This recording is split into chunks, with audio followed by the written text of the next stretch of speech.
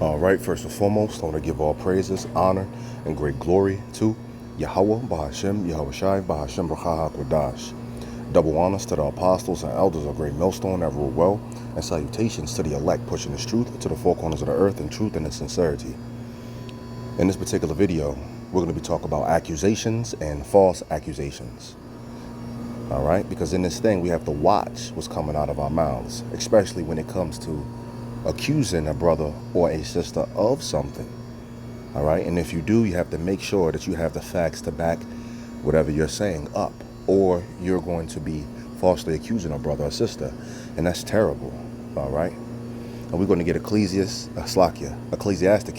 26:5, and we read, "There be three things that mine heart feareth, and for the fourth I was sore afraid: the slander of a city, the gathering together of an unruly multitude, and a false accusation. All these are worse than death." You see that? A false accusation. All these are worse than death. So, watch what's coming out of your mouth, especially if you don't have facts to back it up. All right? Because you can be falsely accusing somebody, and you don't want to be the one that's causing a brother or a sister to feel, some type of way, to feel terrible because they're constantly being accused of something that they are not doing or they no longer do, right? So let's see what accusation means. Accusation, a charge of wrongdoing. All right, so if you're charging someone with a wrongdoing, you got to have what? Your facts. 2, the act of accusing, charging someone with a wrongdoing, accusing someone, the state or fact of being accused. You got to have your facts in order. All right, and there's ways to go about these things, man. Matthew 18, if someone's going off and they're becoming an offense to the body, well, you bring that to that person. Bring it to that person with proof, and then so forth and so on. Matthew 18. All right, and if they repent from what they're doing, then hey, all praises to Yahweh Bashem Yahweh Shai. But if they don't, once again, Matthew 18. But there's also a case where you can bring an accusation to a brother or a sister, and guess what? It could be that they have not done it.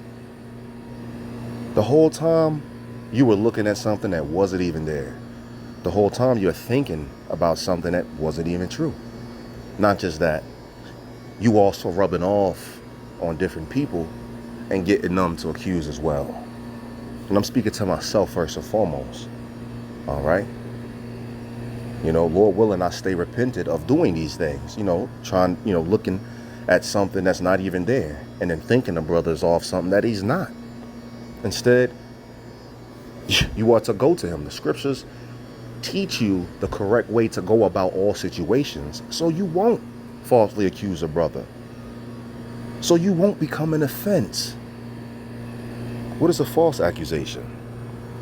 This is a false accusation. A false accusation is a claim or allegation of wrongdoing that is untrue and or otherwise unsupported by facts. You see that? False accusations are also known as groundless accusations or unfounded accusations or false allegations or false claims. Now, we don't want to be doing that to a brother, man. We don't want to be doing that. You could make a brother feel terrible. All right? And we're not here to make brothers feel terrible or to try to get them out the truth or something like that. We're here to uplift. All right? Rebuke that brother, correct that brother. Try to get them squared away. All right? As best as we can. Because, all in all, we got to work out our own salvation with fear and trembling. But still, if you see a brother slipping or falling, you pick him back up. All right? You go to him and rebuke him. Get him correct. But when you go to him, you might find out that you've been wrong the whole time. As a matter of fact, this is Ecclesiasticus 19:13. Admonish a friend. Admonish means to what? To reprimand him. Let's get the definition. Admonish. Warn. You warn them. Or reprimand someone firmly. What does reprimand mean? It means to rebuke. A rebuke, especially an official one. So let's go back to it. admonish a friend or rebuke him, man. Correct him. It may be he have not done it. You see, there's always that as well. And you don't want to be in that case where he's not doing something or she's not doing something and you're constantly, accusing this person of it. All right. So when you come to this person and you find out, wow, they're not doing it at all, you find out that Satan was fucking with you. He was in your mind. He was causing things, man, ill thoughts, so forth and so on. And if he have done it, that he do it no more. See that? And this thing, we are to die daily, which means we're supposed to be better than what we were yesterday, and day by day by day, and trying to the best of our ability to be better than who we were yesterday. All right, that's what it means to say die daily in this thing. We die daily. All right, and that just doesn't apply to you. All right, I had to get that demon up off of me. Somebody wrongs you in the past. It could be 8 years ago. Somebody done something to me. In the truth. Just a little testimony, but we're not gonna get into names. And 8 years later, when you think about this person, you think negatively about this person. But who am I to judge that man? Who am I to say that he didn't die daily? That he is totally different than he was 8 years ago, a year ago, a couple months ago? Who's to say? It's not up to me to sit there and think negatively about that man or to still accuse him of doing or acting the same way. I mean, I'm going to have my eyebrow raised up. I'm going to be watching.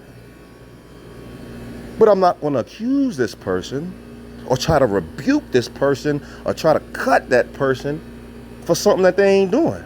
You try to rebuke somebody on a slick. We got to watch what we say in this thing, man. Because you can mess around and become an offense to a brother, man. So this is just, a quick video on some manners and etiquette and how to deal with brothers better, man. How to deal with the body better. And like I said, this is to me first and foremost. And, hope it was edifying. Feed the sheep. And with that, I'm going to say, shalom.